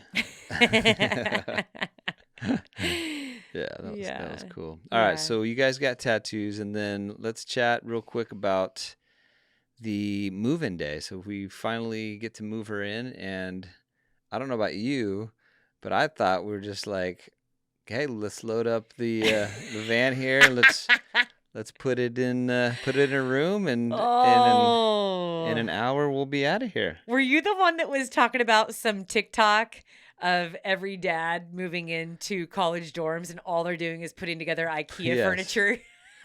I didn't bring that up before. I brought it up during, and the reason I brought it up during is because I was putting together so many things. Thankfully, they weren't from IKEA, though. Yeah, thank goodness. We'd still be there if that was the case. Listeners who are familiar with the Flagstaff area and the NAU campus, Target backs up to NAU. It's literally on the campus. Yeah, pretty convenient. This whole shopping center. It's very convenient. I've never seen a Target more focused on college dorm stuff ever. Yeah. I mean, it was every aisle, middle of the aisle, in transition aisles. There was so much college dorm stuff. And, you know, NAU's bigger than I thought it was. I thought it was half the size than it is. Oh, really? I thought it was only like 12 to 15,000 students. It's over 20,000 students that go there. And so... next time you can just ask me. Yeah. You know all the stats. Of course. Yeah, you know all the facts. Of course. This was the greatest advantage of Mackenzie being an athlete, is fall athletes get to move in a week early. Yeah, that's true. Yeah. So with you move in with everyone, you have to schedule this 30-minute little time block, and all the dorms are several floors. Yep. And there's no elevators. So when you're moving in with thousands of other kids, it can get really chaotic. And so that was just a sweet little gift for us. Is we were moving in with it's so cool. There's 3 freshman girls, 3 freshman boys, and they are across the hall from each other. Yeah. So the way it's set up is she's in a athlete's dorm, which is really cool, and they are in these suites. So it's 2 rooms, and it's like a Jack and Jill situation, and the bathroom shower connects those 2 rooms. So Kiki and Peyton Godsey are on one side, and then Mackenzie got put with a discus thrower. So those 4 girls will share a bathroom shower area. So you can just open up the bathroom doors and you can walk right into each other's room. It's really cool. And then across from that is 3 cross-country boys, and then I think a javelin thrower, discus thrower also on the other side. But they already, I mean, the first day that we were there, this has been like, if you could dream of a better situation, if you could dream of a great situation for your child going into college, this is it. Mackenzie already knew both Peyton Godsey, because she's raced her throughout the years, and her whole family is so sweet, and she's just the kindest girl. Yep. And then Kiki. Yep. And she met Kiki. I think Sarah and I connected on Instagram, and we're like, oh my gosh, our daughters are both gonna go to NAU. And then they met at Arcadia this year, and they did their cool down together, and it was like instant friends. And it's so crazy because Kiki and Mackenzie look a lot alike. Yeah, they do. In fact, all 3 of them, when they're together, they look alike. They have like, they all have hazel eyes, the same color hair. It's like, it's so wild. But Mackenzie moved in with friends. Yeah. And within 36 hours, all 6 of those cross-country kids, they're doing everything together. And we FaceTime last night, and she was like, Mom, I'm just having so much fun. Like, the girls are so sweet. I love hanging out with them. And the boys are so much fun too. We go to meals together. They do everything. It's like she's been there for 3 days. Yep. And, that is not the case for the majority. There's a lot of kids that go to college and don't have a single friend. There's kids that move to college by themselves, especially if they have to get on a plane. Yep. Or just like work doesn't always permit for parents to take 3 and 4 days off to move their kid in, Yeah, And yeah. so, and I was explaining this to Mackenzie. I'm like, it is so precious that the whole family gets to move you in and we get to spend this time with you. But most importantly, that you have friends. And so you would think with all of this, Eddie, that it would be so easy for us just to be like, have a great time, and that we would just walk away, right? Yeah, you would that think. there would just be no, yeah. We'll go back to the furniture part. So Target was having a sale on their futons. I couldn't believe it was like $120 or something like that. And I thought, okay, this futon turns into a bed, and I know recruits stay with the freshmen. I know that the kids all like hang out, and I don't think anyone else had a couch. I was like, let's invest in that futon. Let's hope that she Were you moves it selfishly thinking, okay, if I can get a futon in there, then I have a place to stay when I go to... You weren't thinking that? Part of me thinks I you were would thinking never. that. Okay, that's crossing the checking. line. I was Can just you checking. imagine? I Can you can. imagine? Yeah, that's why I'm asking. I'm That's just like checking. cringe. All right, I No, was just checking. I could not do that to her. But yeah, that was Also a would good not want to sleep on a futon in a college dorm. Like, no thanks. Like, ultimate discomfort. There would be no sleeping, no privacy. Yeah. deal. But yeah, we went to Home Goods and Target, Mhm. I think 3 times. Yep. And Eddie put together so much stuff. I had a helper. Isaiah helped me, and he did Isaiah was a a great helper. job. Proud of him for But that. sadly, But my point Ed's in back. all of this is I literally... Okay, so let me back up a little bit like I do. I like to back up and give you a little bit more context. Okay. So we have a window of time. We're supposed to show up to, move all our stuff in. And we think that there's not a lot of stuff, a couple suitcases Right. and, some shoes. Right. And let's pack these up and put them in there and drop her off.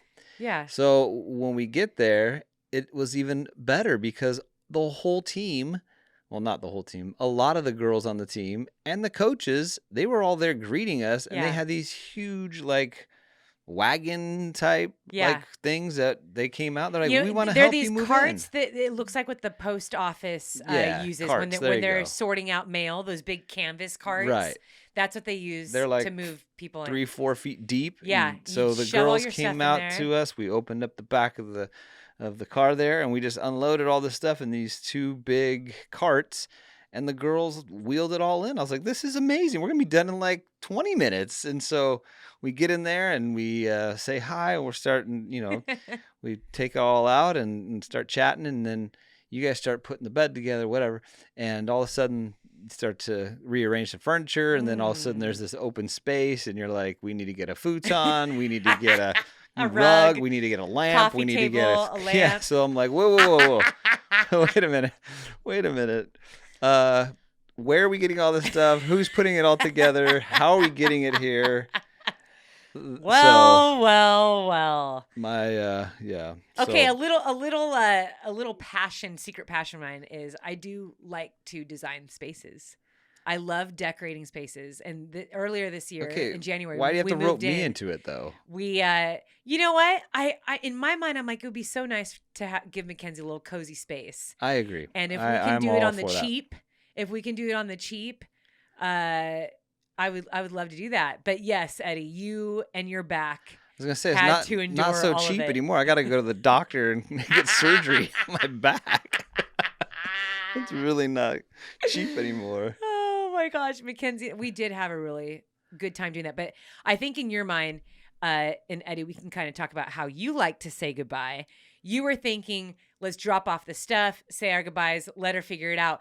I have read. 100%. Okay, Yes. here's the thing too. I follow like a couple like mom accounts on Instagram. It's all like parenting advice Mm-hmm. um and I read this one thread. It was about, okay, to all the parents moving their kids into college. And they had this discussion about how important it is that you make it quick. Yeah. They're like, do not linger. Don't be those parents. Oh, yeah. And then another discussion about like, don't cry in front of them and don't do this and that. And I remember reading that and being like, okay, yeah, like I totally like jive with that. Yeah. But then I'm like also like thinking in the back of my mind, like, what if she actually like legit needs help with stuff too? I don't want to like, Yeah. it's kind of like unnecessary if we're going to be there for another day and a half to be like, figure it out, figure it out. Like it's kind of nice. Like we could use that time to bond with her, to ease into it. And there's so many other parents too. Like all the parents stayed. Yeah. Like we did. So parents were there too. Were we there the longest? Maybe. I mean, maybe we were. Well, let's just say we got there at what, like 12:30, 1 o'clock, right? We got there like at noon. Yeah, 12 o'clock. It was like 12 o'clock. We didn't and it was leave. like 5 or something when we left. It was like 6:30. So 6:30.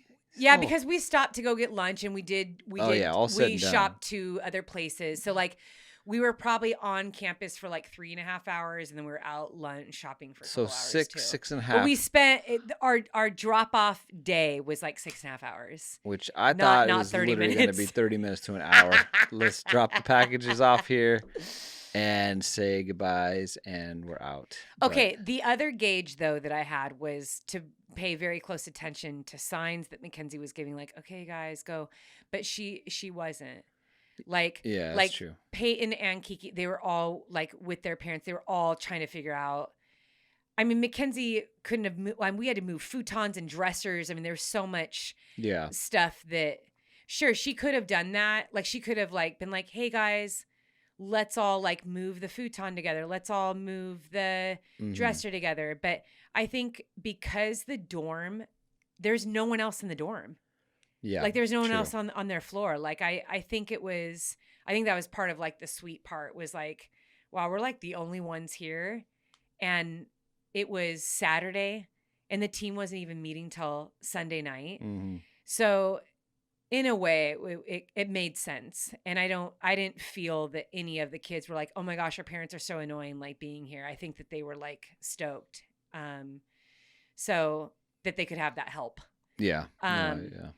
But I think we were all so exhausted by the time we hit like 6 o'clock. We asked Mackenzie, would it be okay that we come by in the morning and just because there's a couple things that she had wanted and that we needed to get done. But we're like, we are all so tired. Would it be okay that we just drop this stuff off in the morning? We'll say goodbye then. And she was like, yeah, that's totally fine. Yeah. Because I'm not meeting with my team till night. But like Peyton had already said goodbye to her family. Yeah. So her family left that night. Yep. And then Kiki and her mom went out to dinner that night, and then Sarah said goodbye the next day too. So we said goodbye the next day. Sarah said goodbye the next day. So yeah, I felt a little better about that. But what happened was we left Mackenzie that night. We went to the brewery, right? Mm-hmm. And she and her whole team, well, the 6 freshmen. Well, actually, there's only like 4. Just a couple of them. Actually, there's only 4 of them because a handful of them did go back with their parents. Yeah. I met you at the brewery, and then I left to go pick up like just a little bit of groceries, and I had gotten the wrong tension rod for their shower. Mm-hmm. And I was like, okay, I'll text her. If she wants me to go get this stuff and drop it off for her tonight, I will. Mm-hmm. That was kind of hard for me because so we left to go to the brewery, which we were all like giving hugs and stuff. And that was like hard to not go to dinner with her. And that was her first night to sleep in the dorm. Right. And so I left. I think I cried all the way to the brewery, just thinking about she wasn't coming back to the Airbnb with us. We'd stay in this Airbnb for a week. So that was like leaving number one. Mm-hmm. Then when I text her, I was like, hey, I can bring this stuff to you. And she's like, oh, yeah, totally. Like, because they just weren't like doing anything. Yeah. And it wasn't like a big deal. And so I went to Target. I grabbed the tension rod. There was like this like storage basket that she needed. And then I got her, like some oatmeal and like some fruit and smoothies, like, cause they have these little mini refrigerator. And I was like, here's some stuff. Like you at least can like make a little meal in your room and you have stuff for the next few days. Cause like the cafeteria wasn't opening, like dining wasn't opening until Monday. Mm-hmm. So I got all this stuff and I realized as I was walking in, I was like, this is going to be really hard now leaving her. Mm-hmm. And so I was giving her stuff, like talking to her. I was like, all right, I'm going to go. And then I just like hugged her and I was like, I hope you sleep well. And then I like started tearing up and then she started tearing up. And like, I was like, oh no. So it was like all emotional. Right. So then the three of us go back to the Airbnb and, that's when, well, you were already back there and I think I came in and I just like lost it. Yeah. That's when it started. And I was like, I don't know why I'm feeling like this. Mm-hmm. I feel so terrible. Mm. And it was like feelings I've never felt before. And it's like everything about the situation is so great. Like she was so happy. Yeah. The whole day she was very happy and she's Mm-hmm. surrounded by good friends and the whole situation was just so great. And it was that first night that she didn't come back to the house with us. Right. And realizing this is our first night, like sleeping in the dorm and like, this is the beginning that it really Hit you. me. Yeah. Yeah. That was a tough night for sure. Yeah. Yeah. How was it for you? It was tough. I mean, for me, it was one of those things where I just couldn't think of it. Right. Like Yeah. it was like, I'm so excited for her, stoked for her. She's in the dorms. I remember those feelings, like just so everything's new and just, new friends, like so many great new experiences.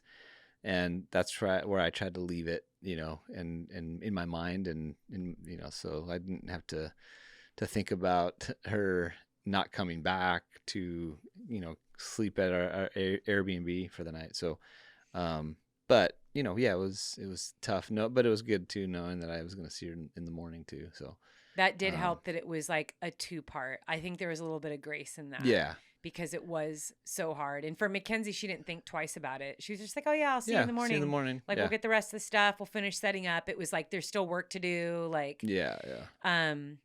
But full transparency, you were sitting up in bed. You had just finished writing a 6-page letter to Mackenzie. Yeah. Well, so that was, I knew I was going to write her a letter, for a while, for a few months. But I could never like get myself to sit down and actually write it because it was just so hard, like I wanted to say so many things. I wanted it to be very like,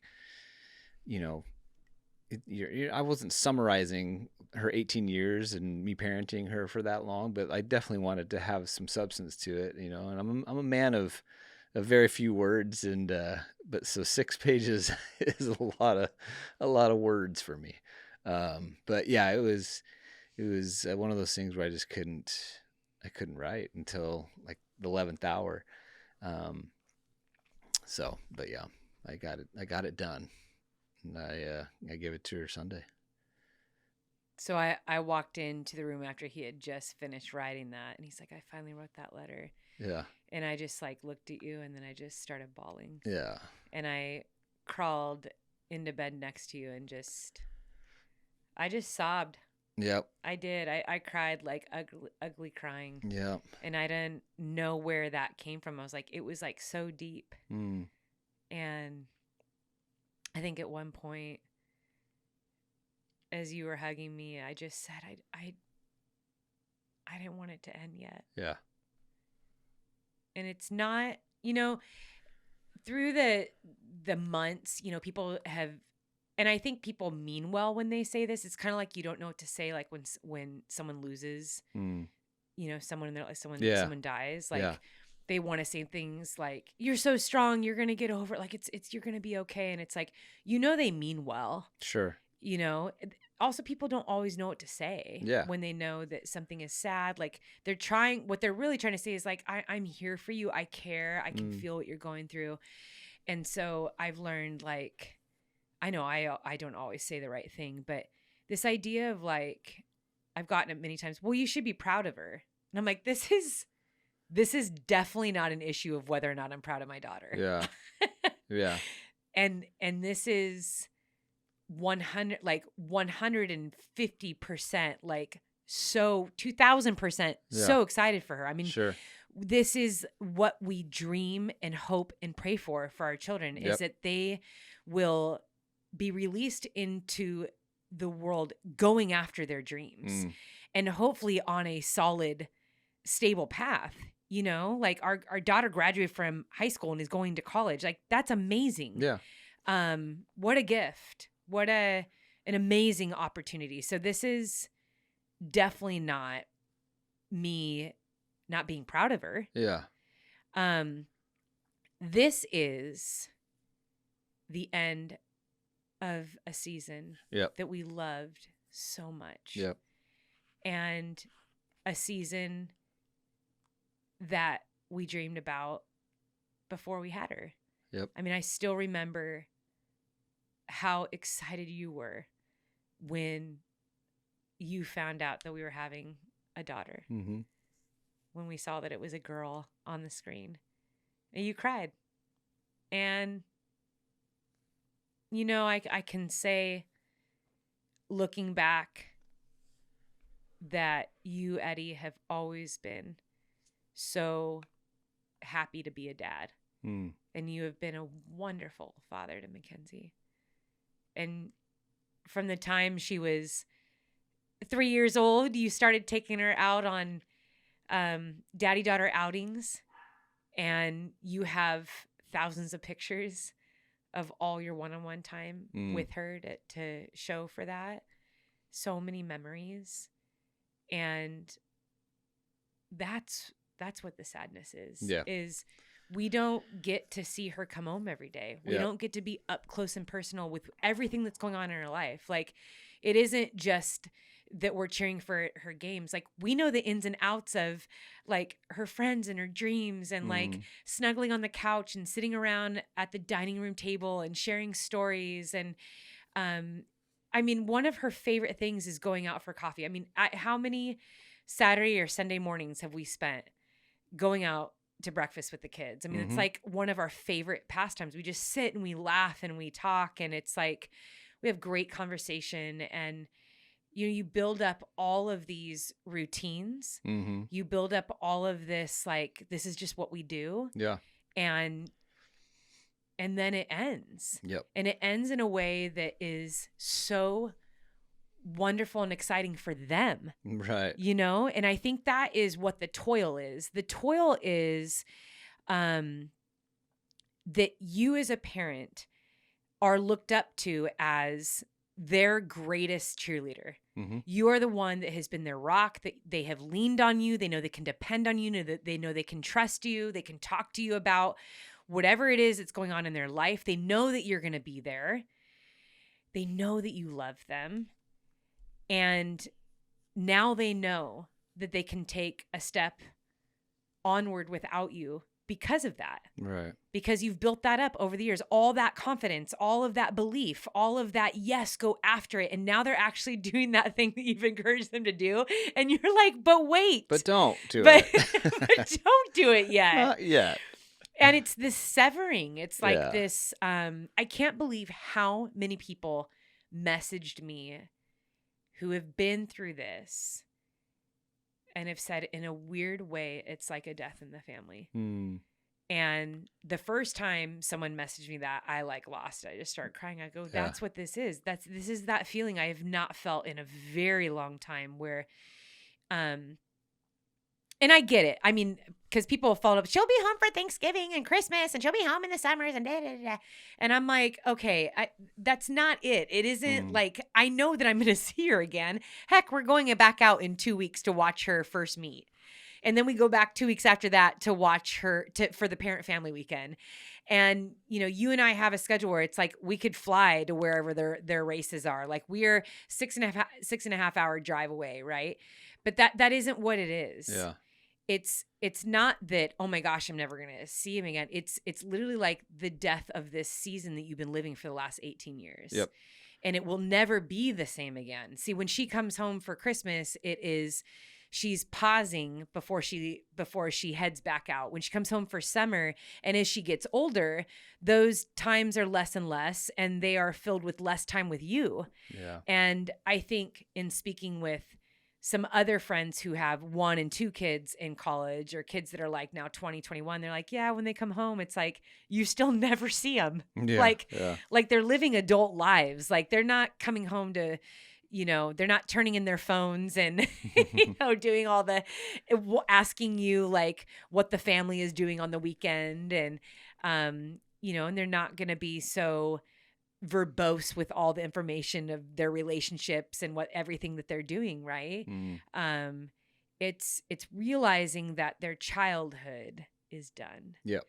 And now they are becoming adults. Yeah. And moving into a new space in their life. Yep.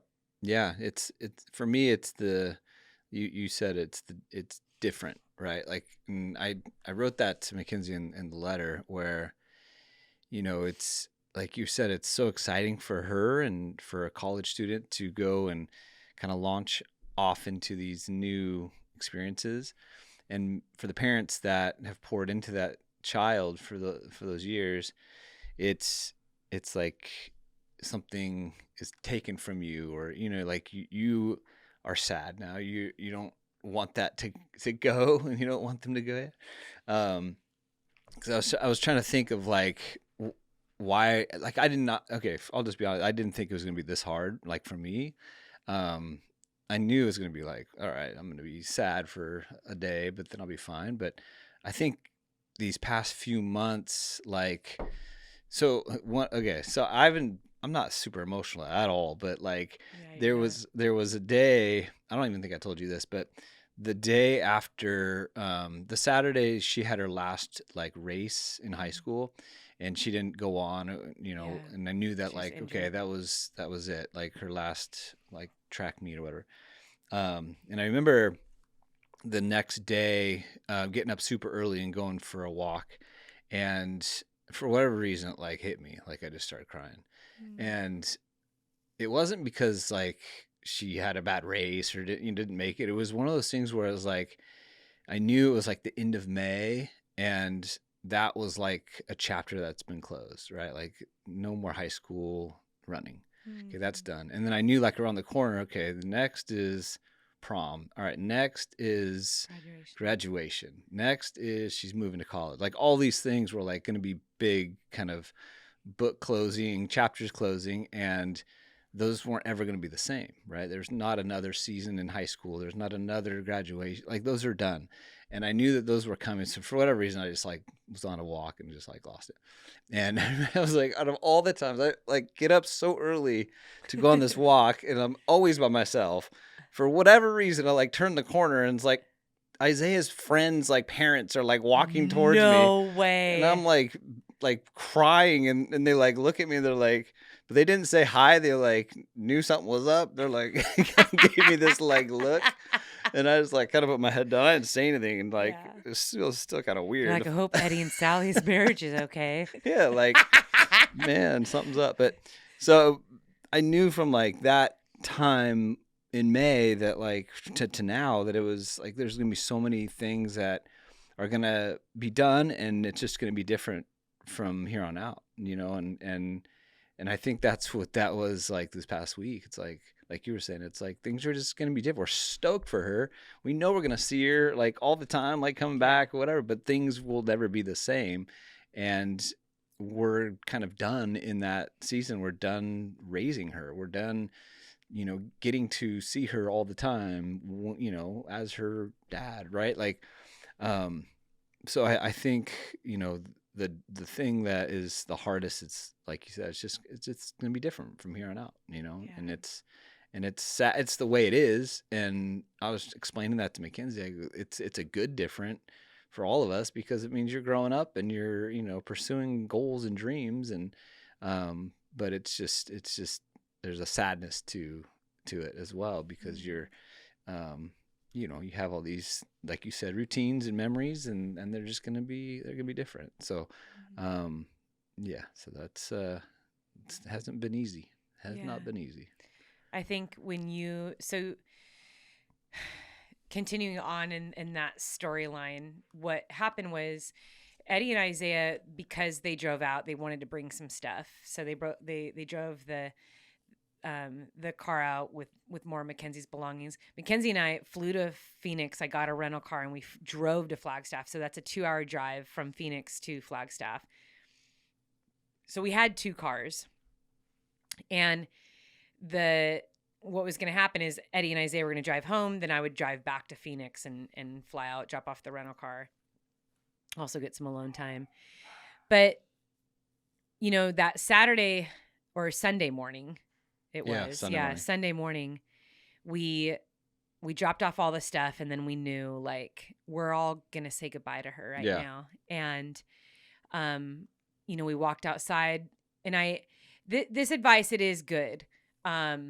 And I do understand this. You do want to make it brief, because it's just so much to try and unpack, like in the hallway or in a dorm.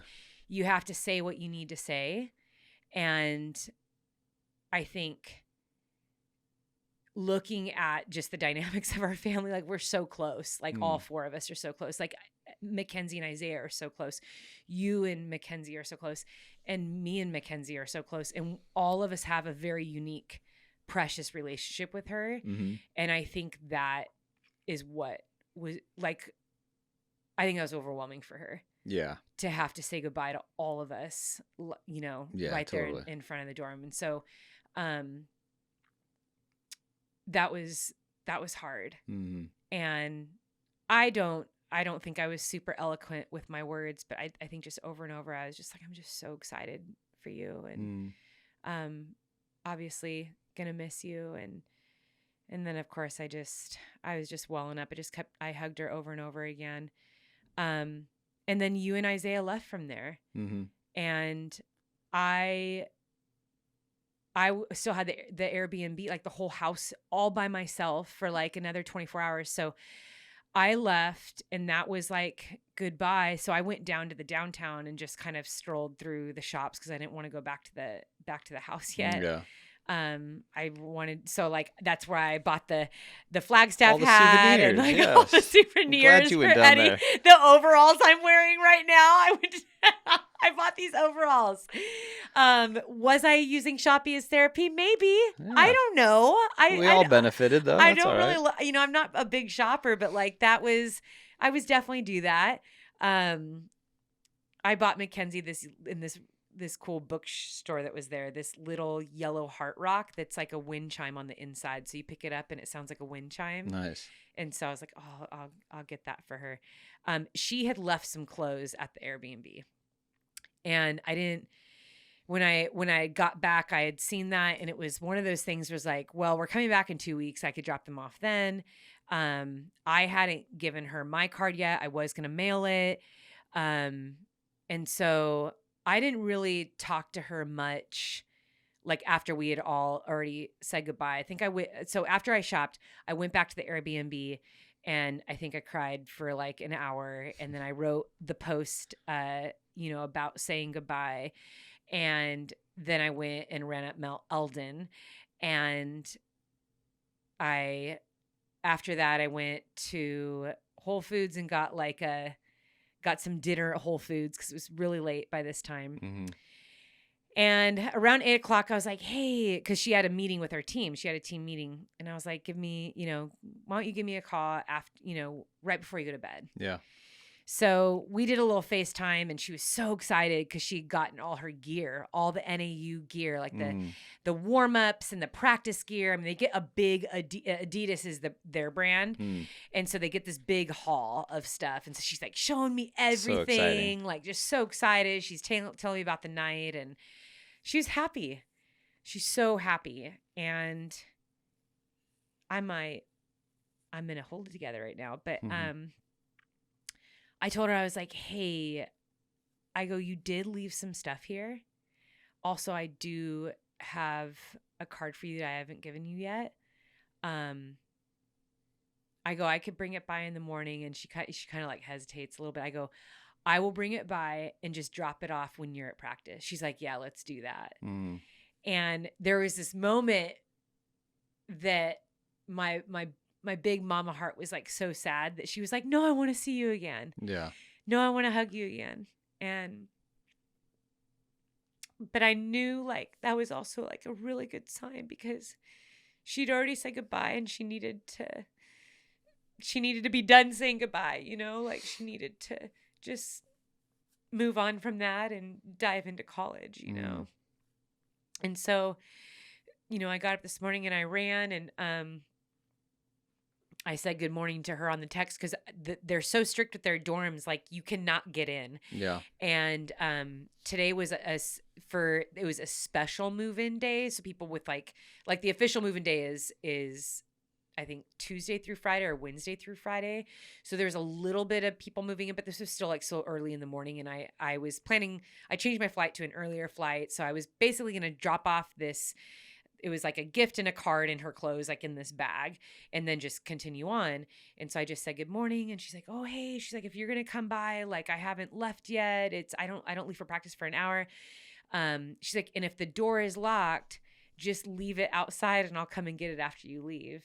Mm. And oh, my heart was just like so heavy, knowing like she was inside the dorm, but she needed for me to, drop that off and continue on.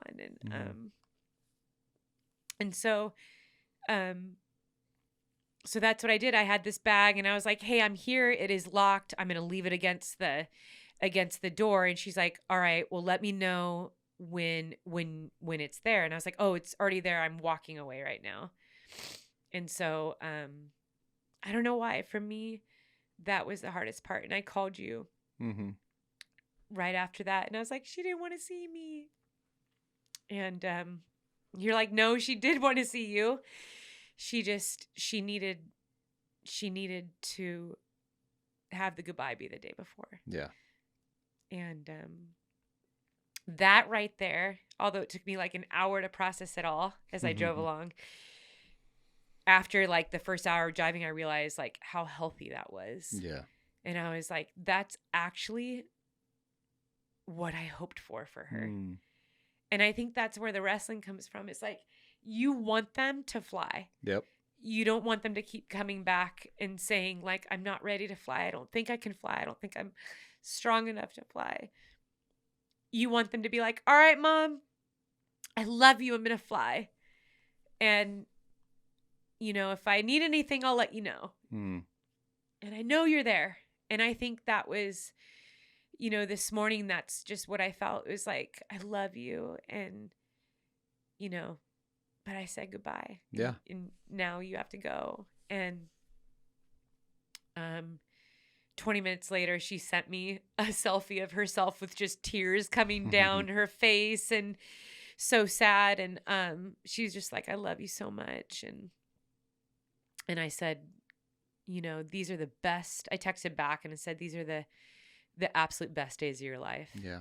I want you to soak it in. And, remember, we'll be back in a couple weeks to see you, but I'm just so proud of you and I love you. And, I hope your first day of practice goes well. She was leaving for practice like 30 minutes later. But, yeah, I think to all of the mamas to be, dads to be, all the parents to be, all the new parents, all the parents who have gone through this or about to go through this, I just want to candidly say that it's okay to have all the feelings. It's okay to be sad. Yeah. I think in the lead up, I've actually like researched like how do you say goodbye to your kid in college. I literally like typed that in one day to read all this stuff, and like I've been reading different posts, and some of them have been pretty like, do not cry, do not linger, you say goodbye and you leave. And And some people have put that out there and said that does sound harsh, but that's like what you need to do. Mm. And I think in the back of my mind, I was always like, yeah, I'm going to try to like do that. But then when I was like in the moment, I was like, for whatever reason, I'm not good at this. Yeah. And I'm just going to feel all of it. And obviously like all of my like crying has been mainly away from her. Like Sure. I've welled up Yep. with her when I hug her. And, you know, when we were actually saying goodbye, it was like I walked away and got in the car. It was like, okay, I haven't had like breaking down moments in front of her. But I Mm. think that just this idea that, you know, I don't hear a lot of parents saying too much about it. This doesn't have to do with you being proud of them or like waiting to see them at Christmas. That's Yeah. not what this is about. Mm-mm. It's okay to be sad and to mourn the loss of something you loved so much, while simultaneously being like the loudest cheerleader and so excited Yep. that your kids are soaring Mm. and they're doing all that you hoped and dreamed for them to be, because that's how it goes. I mean, one day they're going to be in your shoes. Yeah. You know, one day they're going to be in their 20s and 30s and 40s and 50s, and you hope that they can take care of themselves and they're brave and they're courageous and they're living out their life for all that it's meant to be. And the only way that happens is this transition. Mm-hmm. And yeah, so just a big mom and dad hug out to all those parents, and especially to the new parents. You know, Eddie and I it's so funny. I think because we had kids young, you and I have joked sometimes. We're like, we thought we'd feel different when our kids would go off to college. Like, I think we just kind of thought like we were going to be in like retirement years and we are going to be tired. Yeah, totally. And like we were going to be like, all right, kids, we're definitely ready for you to go to school now. And like, we just don't, we're like, wait, like Yeah. I'm still running alongside my daughter. Like I'm still like running up mountains. And I just thought that I would feel differently about this season. I would be at a different place. But then I realized too, I don't think if I was even 20 years older that I would be ready. Yeah. You know, it's just, I've Yep, loved so true. raising Mackenzie. And so to our young parents and parents to be, you know, I just want to encourage you. Yes, when you become a parent, it's hard, and it's okay to say that you are so tired and that you can't wait till your kids go to preschool because you need a break. Like, we remember those days, those hard days. But I also like to remind parents, one of the most precious gifts about your kids is that no one in the entire universe gets to be their parents except you. No one else is going to call them, you know, mom and dad. Like, you were picked. You were picked to be their parents. And it is just such a gift. Mm-hmm. And every season it comes and goes, and it builds and it grows, and there's so much ahead for you that you don't realize, that you don't understand, that you can't see yet. But I'll tell you what, having been there and now watching Mackenzie fly, kids truly are like the greatest gift. Yep. And, you know, Mackenzie and Isaiah have made our life so much fuller. Mm-hmm. Admittedly, this past year, I don't think Eddie has heard me in a long time bring up more children as much as I have in this last year. Let's have more kids. Okay, what about adoption? We've always worked in adoption and orphan care. So, I don't know. I mean, never know. McRae Kids Part 2, Ed.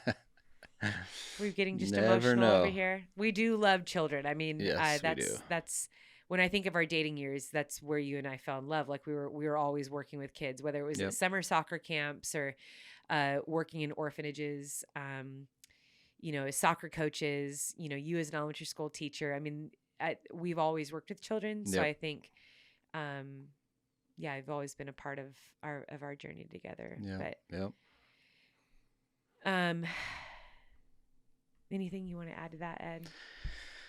No, I don't want to add it. I mean, I know I've said it before, but I think Mackenzie is ready, and Yeah. I think she's been given all the tools that she needs to be successful, and I think you are a big part of that. You, especially this past year with all the just relational situations she's gone through, and Woo. just as an athlete, and just all the different things that she needed guidance on and help with, and you were right there, talking her through all that and giving her tools to um, to use when she gets in these situations when you're not there. So I just thinking of different conversations that you had just this past year alone with her, that I was just so thankful that you were able to chat with her, and I didn't have to, be the one trying to walk her through something like that. Or, you just did such a good job with her in that, and she's gonna be okay. So, um, yeah, I just wanted to mention that. Well, we make a great team, and you know, there's I can say the exact same thing about you, and how so often it was nice having you to bring that joy and Mm, and just a different pace with her. I think yeah, she's definitely gonna be missing the home. I didn't think I would get so emotional. So sorry, listeners. Such people that are running, and they're like, "Wait a minute, I was supposed to be motivated. I want to be laughing at this, in this podcast." But Eddie and I love to share real life with you. I think mm, we've said that over and over when we first started this. We share real life situations, and this yep. is very relatable to thousands of people who listen to this podcast, whether they've been there, they are anticipating it, or they're about to go through it in these coming weeks.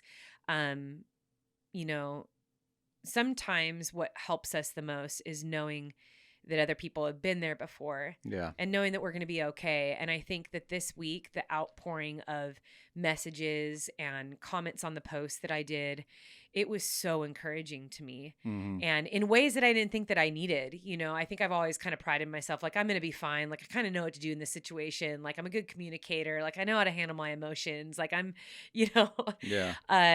but wow, this one hit me out of nowhere. And there were uh, many messages of people who said that too. They're like, I had no idea. Like, I definitely thought I'd be okay because I was so stoked for my kid. And this is my kid's like dream school, and they work so hard. And so I've like, it was just like so great. And then I came home to Yeah. the empty house. I came home to the empty room. One mom said it. I started crying on the plane reading this one. Um, and she said it didn't hit me until the first night when I locked the front door, Mm, and knowing that he wasn't going to come back through the front door. yeah. Hmm. And I was like, oh, Yeah. all Jeez. right, here we go. But there have been a lot of very specific details that people have brought up that, that marks the change of the season. Yep. And so thank you everyone for sharing your stories with us. Um and even more so now than ever, just absolutely love this community, and Yep. how loving and supportive, and we're supposed to be connected to one Mm-hmm. another. We get through hard times side by side.